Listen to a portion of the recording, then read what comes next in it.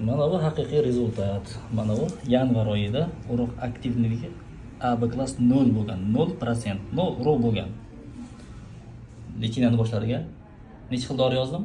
Bir xil dori. Bir xil dori, bitta dori. Necha so'm ekan? Shu 200 ming atrofida. Birorta kapelnitsa urdimmi? Yo'q. 10-15 dori yozdimmi? Yo'q. Yaxshi. Mana bu mart oyida, 5-mart aktiv A klass 3% beryapti.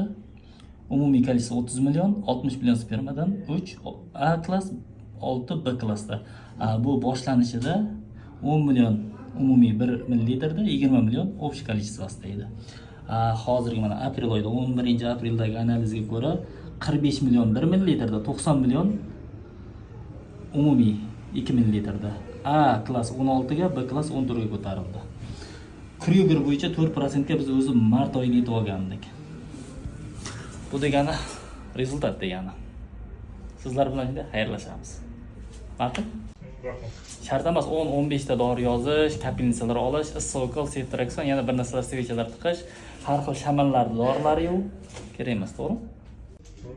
Bu rezultat. Men qilganim yo'q. Men sababini qildim, Xudodan xolos. Ma'qul?